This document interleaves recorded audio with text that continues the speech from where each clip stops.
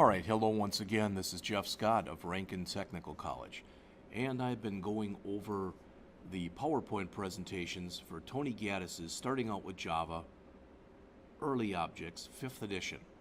And as mentioned in the last video, I'm doing these a little out of order. I've done the first 12, and I'm going to go through Chapter 15 next because Chapter 15 is about the shortest chapter in the book. All right. It's on recursion and it only has around 20 PowerPoint slides. So we're introduced to recursion. We talk about solving problems with recursion. We give some examples of recursive methods. We talk about a recursive binary search method. Excuse me. And then we finally end the chapter by talking about the towers of Hanoi. All right? So when we talk about recursion, and what I'm about to show you, I don't remember because I haven't looked at the slides for a bit. But so what I'm going to show you may be repetitive and it may be shown a little bit later in here, but that's okay. All right. I'm not sure if you've ever heard, the two things that are used most often with recursion, I'm going to show you right now. All right. And the first one is something that's referred to as factorials. So if I say 10 factorial is equal to 10 times 9 times 8 times 7 times 6 times 5 times 4 times 3 times 2 times 1. That's what it actually is equal to. Okay? That's a big number. I don't know what it is. I've never tried to figure it out. But really, when you think about it, what 10 factorial is also equal to is it's equal to 10 times 9 factorial. And 9 factorial is equal to 9 times 8 factorial. And 8 factorial is equal to 8 times 7 factorial. You get the idea. I'll put my infamous ... here. All right. And 1 factorial is actually equal to 1 times 0 factorial. And 0 factorial is just 1. So we don't put a 0 there. But the point is, what this shows are a couple of the hallmarks of using factorials. I'm sorry, a couple of the hallmarks of using recursion. One of the hallmarks is you've got to have a problem that you can apply a method or an algorithm to where the problem gets easier every time you apply it. And that's what's happening here. So this time we have 10 numbers. The next time, we're having 10 times 9 numbers, and then etc. So you can see what's going on here, okay? The other thing when you work with factorials is you can never, try that again, I'm sorry. When you work with recursion, you must have an algorithm that eventually ends. So you can't have an infinite recursion type of an operation. If you were to do that, what would happen is eventually the program would start sucking up all of your system resources and it would, for lack of better words, take over the computer. Now the other time, so that's factorials, but the other time where you quite often see the use of recursion, all right, is in Fibonacci numbers.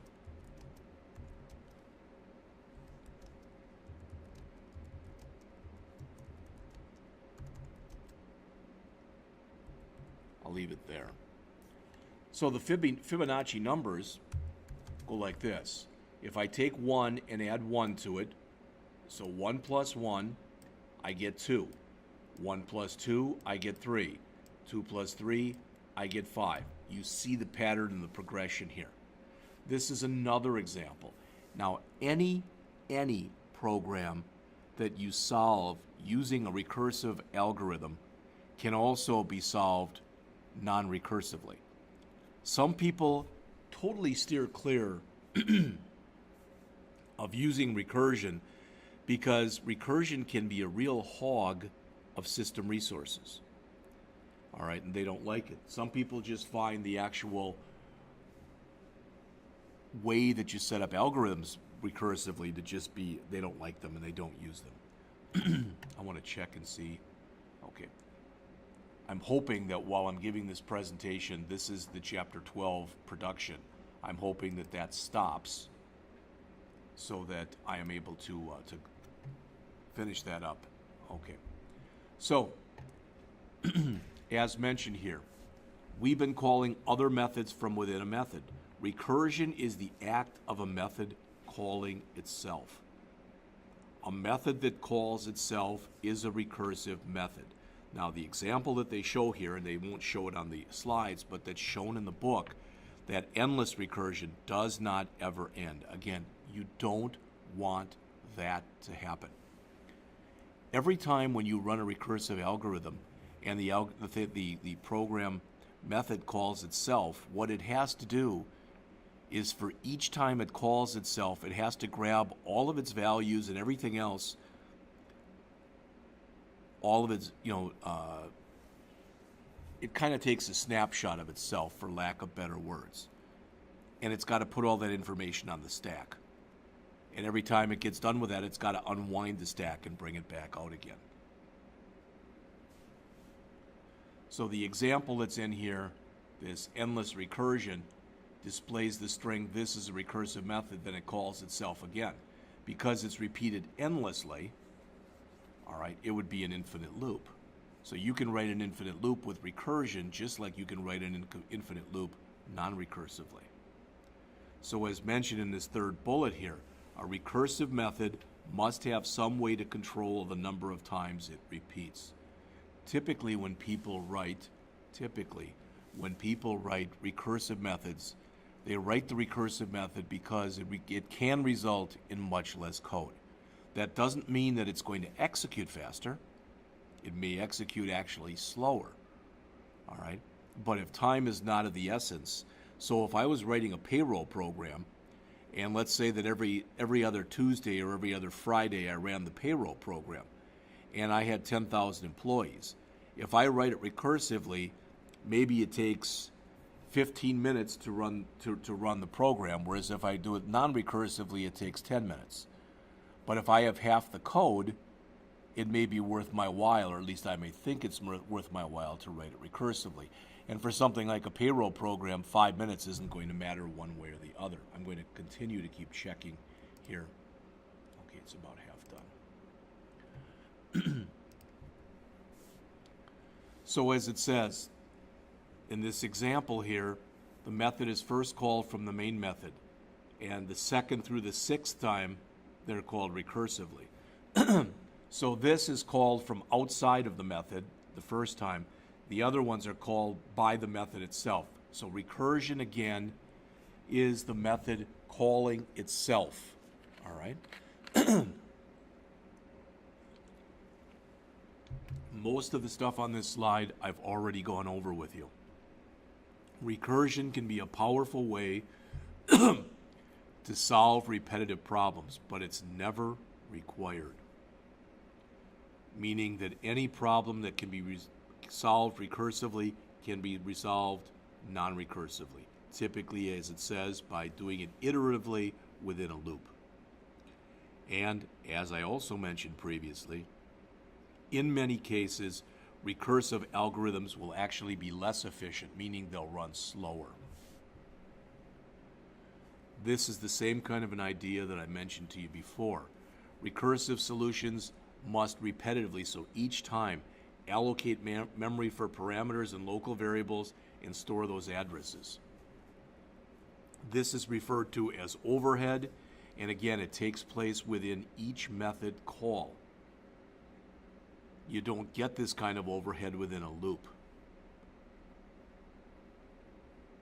Some repetitive problems, as mentioned at the bottom here, are more easily solved with recursion than with iteration, but virtually always an iterative algorithm is going to execute faster, while a recursive algorithm may be up and running faster, and it may result in less code. So here's kind of the magic of it. With recursion, you establish a base case. So you need a start. If that base case is matched, the method solves it, and the idea is it gets a little bit easier every time. that you run it. All right? So earlier we talked about an example of a selection sort. So let's say, and remember, we're talking here about the computer, not about you or me. So let's say that we had 10 numbers.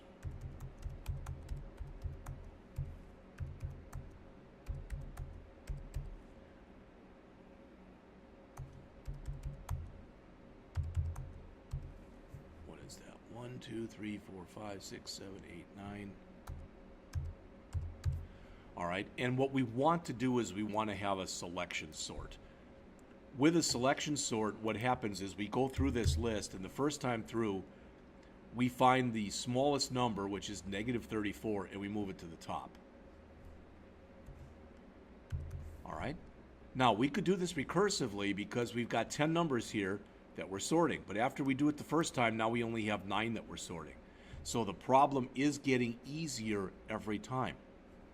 And as you can see, you know, it's what you think. We go to 0, then we'd only have 8 to go through, so we'd get 11, then we'd only have 7 to go through, and it looks like we go to 34, so we'd have 6 to go through, 56, we'd have 5 to go through, 67, we'd have 4 to go through, 89, we'd have 3 to go through, 212, we'd have 2 to go through, 765, we'd have 1 to go through, and 888. So you can see this is not a hard algorithm to solve non-recursively, but solving it recursively could result in less code.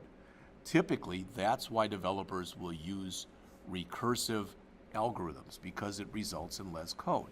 So again, if time is not of the essence, and if it's a problem that you can solve by coming up with a base case and then making it easier every time, and if the problem eventually is solved, in other words, it's not infinite, all right, recursion can be a good solution, okay? And that's what they're saying here. Base case, if matched, you solve it and you return. If the base case can't be solved now, you reduce it to a smaller problem. All right? In mathematics, as you know, then they're talking about factorials. So I'm not going to sit there and go over this one with you because I already did.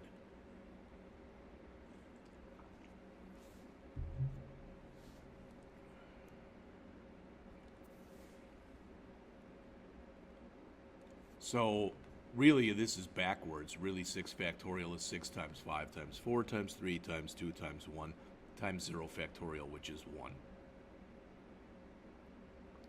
So the base case, as it says, is where n is equal to 0. So that's when you know basically you got to have a way to stop this, is what they're saying. So kind of nice. Now, I'm going to grab the example that they have here, because it does demonstrate something that at least I think is important. You may or may not agree. But I'm going to come in here. I don't need that anymore. I'm going to put in this, because this is what they show in the book. And it's totally correct. Okay?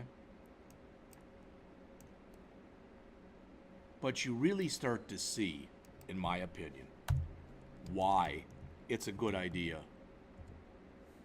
to use curly braces here. Because if we look at this example that I'm writing right now,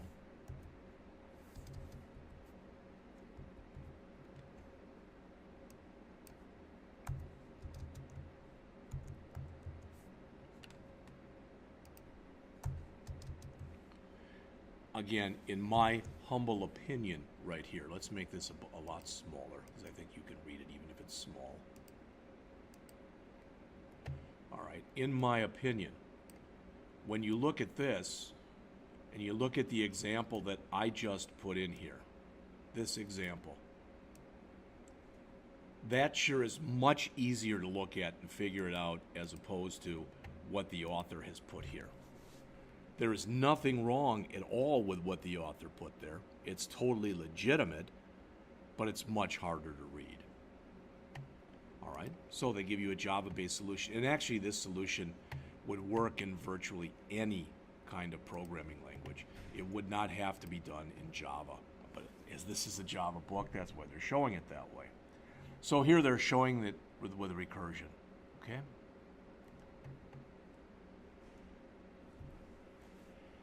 You can have both direct and indirect recursion, and as mentioned there with recursive methods, when they directly call themselves, it's direct recursion. So if A calls B, which in turn calls A, but you can have A which calls B, which calls C, which calls A, and that's indirect recursion. You've got to be very careful when you write different recursive algorithms because it's very easy to nest yourself and put in something that's wrong and get yourself into an infinite loop type of condition. Here's another example where you can use recursion to sum a range of elements. Okay.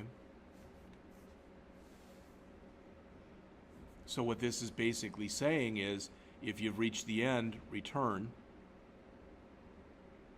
All right. So this says if start is greater than end.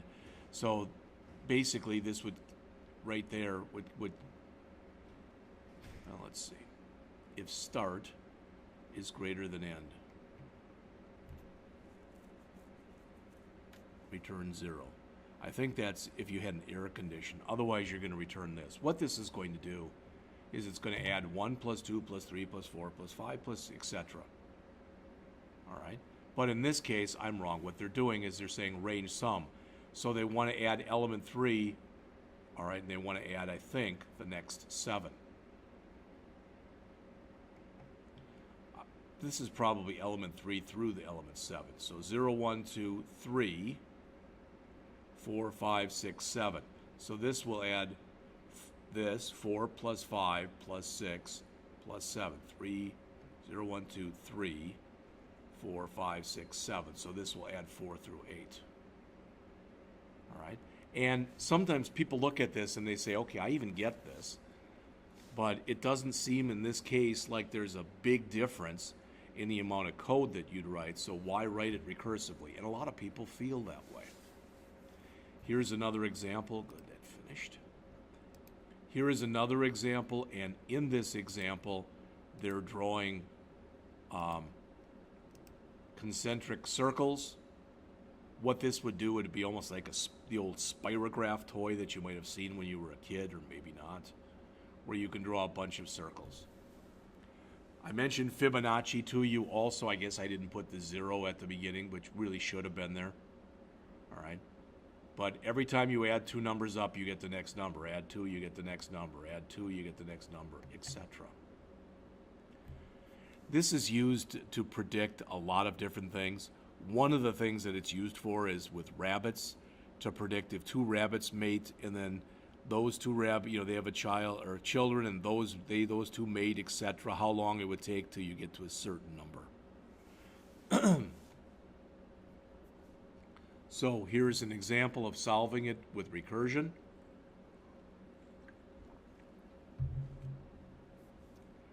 This method has 2 base cases, and again, with that base case, what you're saying is if you reach a certain point in here, you get out. All right.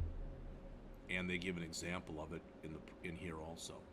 This is the greatest common divisor, or GCD method. So if I have 2 numbers, for example, I have 24 and 12. What's the biggest number that goes into both those? And the number is 12. A type of an idea. Binary search, recursive binary search. And they're showing another one that you could do. The Towers of Hanoi, if you've never seen this, they have a picture of it in the book. As it says, you've got 3 pegs and a set of discs with holes in their center, and the idea is moving everything over from, I think, the beginning peg to the ending peg. You can only move 1 disc at a time. A disc cannot be placed on top of a smaller disc. All discs must be stored on a peg while being moved, etc. So they show how this can be done. It's kind of a classic, for lack of better words. So that is it for this chapter. So we've got another chapter out of the way. And as mentioned previously, we have 3 chapters left. The next chapter that I go through will be Chapter 13, which will be on applets. And I'll talk about applets, but they'll make more sense, I believe, when we have the lecture on applets. Then we'll go into Chapter 14, which shows another way of doing GUIs with Java FX, which is fairly new, but I've never done anything with it, but I will lecture on it. And then Chapter 16, which is on databases. And I do want you to understand that there may be chapters, when I go through writing some programs, there may be some chapters where I write more than one program. It's also not inconceivable that there may be a chapter or two for which I write no program. All right? So I'll be back later with the next PowerPoint presentation.